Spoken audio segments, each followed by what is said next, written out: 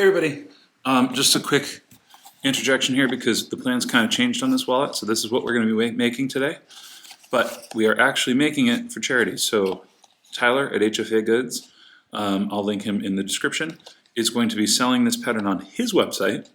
I designed it, but he's running the Boston Marathon, which is super close to my heart because I started my business in Boston, and when the Boston bombing happened, we were very close to it and had friends affected by it, and of course lived in the city for years and years.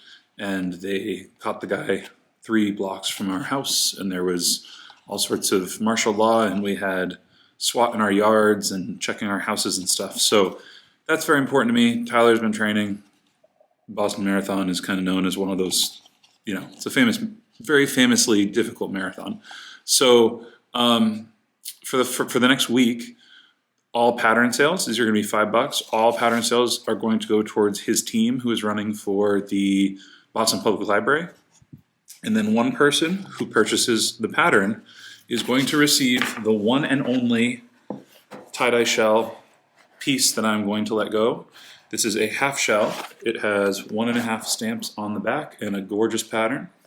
And so with your purchase of a pattern or multiple patterns, you will get entered into winning this shell, and we will send it to you next week or the week after. So enjoy the video, enjoy the project, and yeah, that's about it. Hey everybody, so this is another one of those projects that's going to be a volume more than a price project, which is kind of what I'm trying to focus on. As it's springtime, people are redoing their business plans and that kind of thing. We've done live events for years, and the thing that we've learned is the specialized stuff, the sewn stuff, the snap wallets, the bags, that kind of stuff, that's a lot easier to sell online because you have hundreds and hundreds of thousands of people seeing your product. Eventually one is going to be like, that's the product for me. When you're taking the time to do a live event, a craft show, a farmer's market, a fashion show, a fashion market, whatever. I don't know if they have Renegade craft fairs anymore, but those specifically. The thing about those is you've already put the time into making your product. Then you have to sit there all day and make it and try to sell it, right? Online, your store's open all day, but you can be working. So here we have in front of us an example of a kind of a specific wallet style, snap wallet, right? What we have here is a piece that I designed. The pattern will be in the description for a couple bucks, and this is a folded wallet that is not folded. The thing I don't like about folded wallets is when you get the tuck in and there's a flap. Now, before everyone gets up in arms, I sold a tucked folded wallet for years. They sold well. It's not that I have anything against them.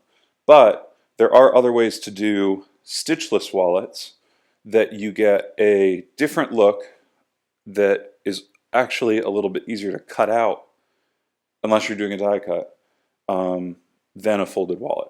So this is a wallet that just takes 4 rivets to be held together. We are using some Val d'Abrana, I think it's London tan, from our scrap box that we got from Buckle Guy. So the cost of this leather, I believe it was 3 pounds worth of leather for, I think, 45 bucks, something like that. So the other thing is the pattern nests. So you can do one like this, then you can do one like this, then you can do one like this. What nesting means is there's going to be a lot less waste. So this part of the pattern, when you flip it over, is going to fit in that notch, right? So that's another important thing to consider when you're trying to make affordable options that are going to appeal to a broader mass market. Now, how are they going to appeal to a broader mass market? Well, this holds a lot more than just cash and cards, right? Sure, it does hold cash and cards, but let's say, for example, Kaylina was at one of these markets, and one of her little girls wanted a little trinket pouch for rocks and all collectibles and stuff. This is going to hold that. Say someone needed something to hold things they collect, dice for game night. This is going to be one of those things that you could grab. A deck of cards. This is going to be one of the things that you could grab. So it is a wallet. Looks like a wallet, but it has a lot of other functions that are not as specific as a wallet like this. Now, obviously, we make these, we love these, but it's very specifically a snap wallet. So we're going to get into making this. It's super quick, but I had to go about the business part of it first. It's a really good idea to have things like this in your lineup because they fill out your profit margin when you're waiting for the right customer to come and buy the one fancy thing or the one more specific thing. It's good to have stuff like this, but it's also good to have very intelligently thought out, well-designed pieces instead of just kind of gluing two pieces of leather together and calling it a card wallet. So with that in mind, let's get into cutting this out. This has been designed to be cut out with just a knife and a 1/2-inch punch, and that's it. I'm going to show you the way to put the rivets in. There's a specific way to put them in so that they fit. And other than that, you're just going to need one snap. So let's get into it.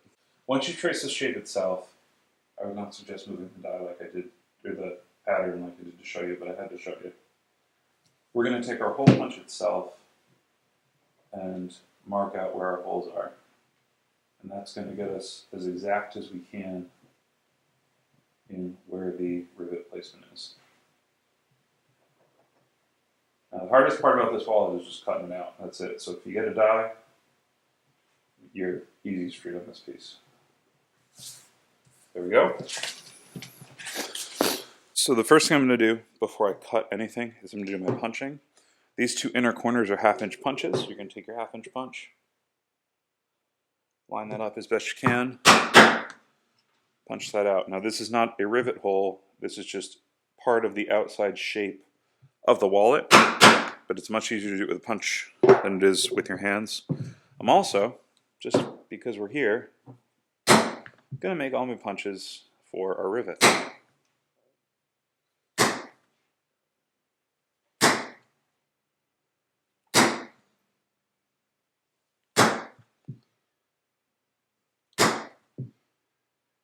Now you notice these holes are kind of big, and that's because we're going to use kind of chunky boy rivets, because this wallet can support that. This wallet, the shape of it looks better, I think, with some meaty rivets on it. We're not going to use, if you want to use copper rivets, go for it. I'm just using double cap rivets. Those are plenty strong to hold a wallet like this for a long time. Just make sure they're solid brass. And if you are designing these things on your own, feel free to take cues from this. It's always nice to do a little taper on the flap. It adds a little bit of class and design, and you get a lot more professional look out of it. Then the top here is actually a flat plane that then has two angles and a curve. And I suggest cutting the flat plane and the two angles with a ruler. The curve you obviously have to cut by hand or using a jig or something like that. But even I messed that up.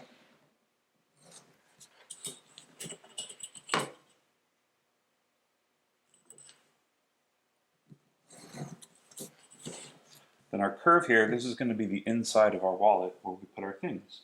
So I'm going to start flat against the leather here, and I'm going to pull in to my curve.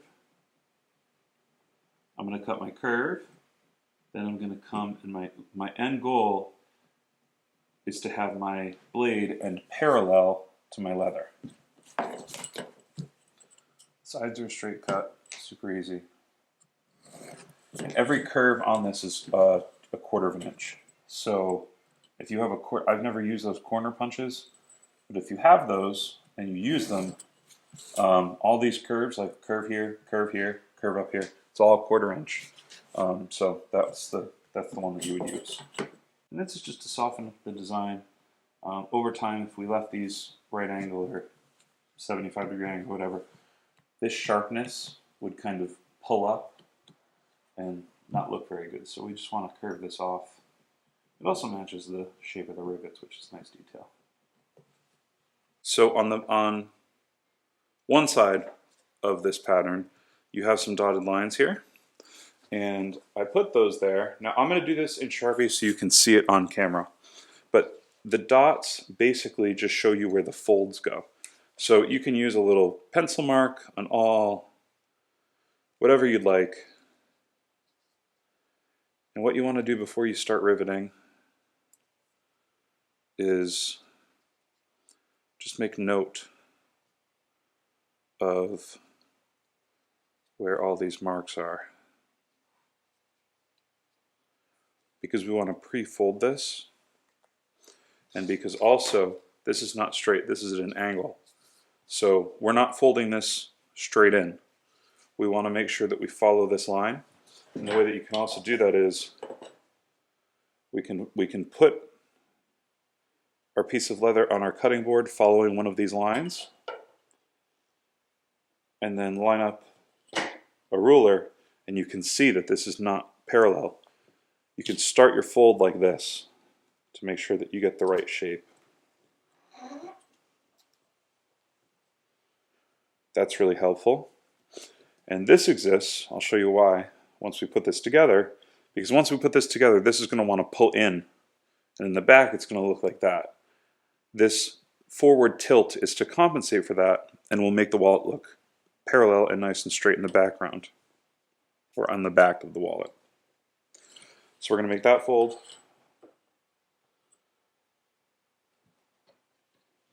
We're going to make this fold.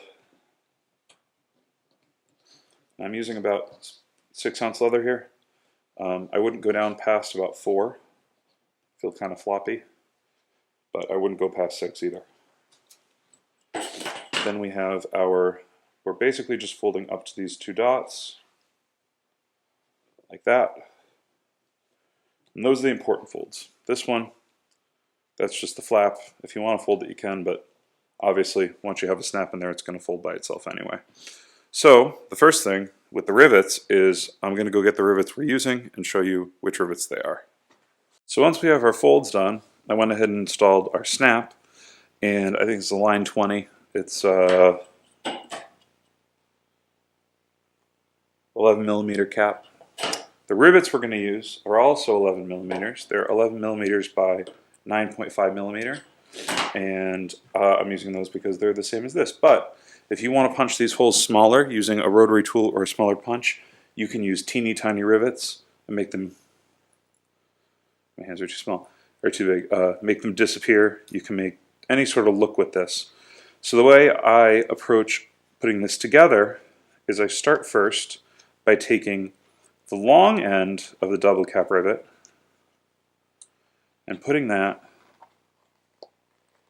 over its corresponding hole and securing it with the cap.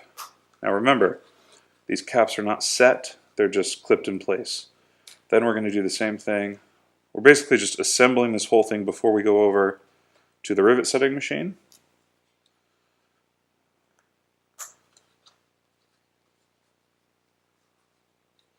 Because what we're going to do is we're actually going to turn this piece sideways to set these rivets, and it's super easy that way. So if you can, having a press makes this process very, very easy. If you don't have one, what you can do is you can put a little piece of plate steel here and put your setter, and it'll do just fine. I'm actually going to turn this wall at 90 degrees, and I'm going to push this in. Now this is why we mount our button press out from the table, so that we can stick things in it.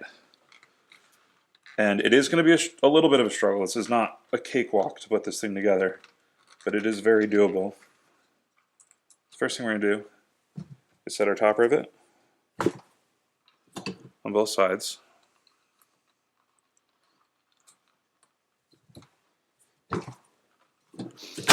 Okay. Then we're going to flatten everything out. Now you see how that curve has turned straight? That's exactly what we want. We're going to bend, do a little bendy, like this. Then we're going to shove this in here. You're going to have to bend your flap and get your bottom rivet into the setter.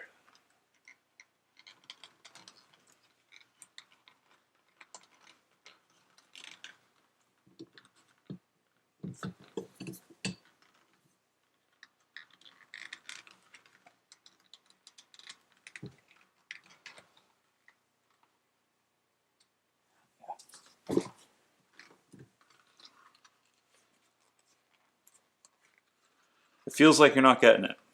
But especially with these buckle guide rivet dies, as long as the top piece catches, so right here, obviously it would press half the rivet.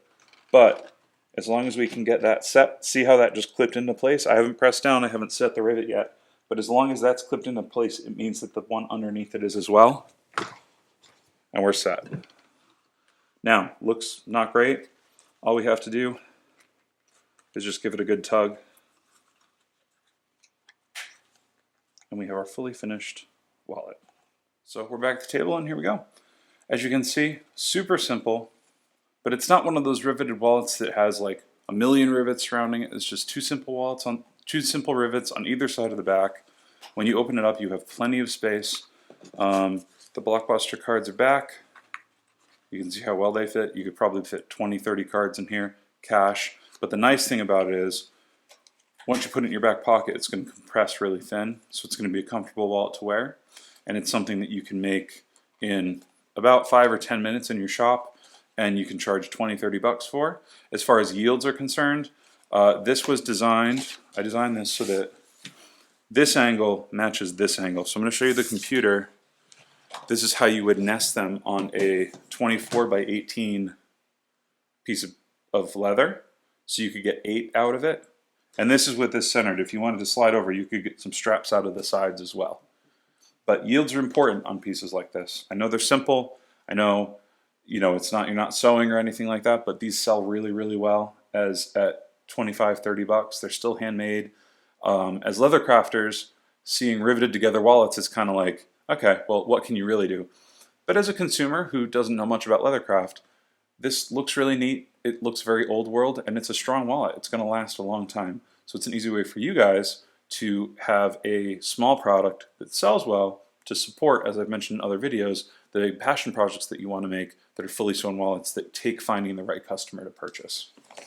So with that, I can show you the wallet a little bit more. This Valdebrana is gorgeous. I would suggest using a soft tempered 5-ounce leather. I wouldn't go higher than 6. This is a bit much, but we made it work. 4-ounce works great too. You can see on the back we have our edges are perfectly even. That is why this comes out here. Once we set everything, everything looks nice. If you want to put a strap of leather across here to make it attach on a belt, go for it.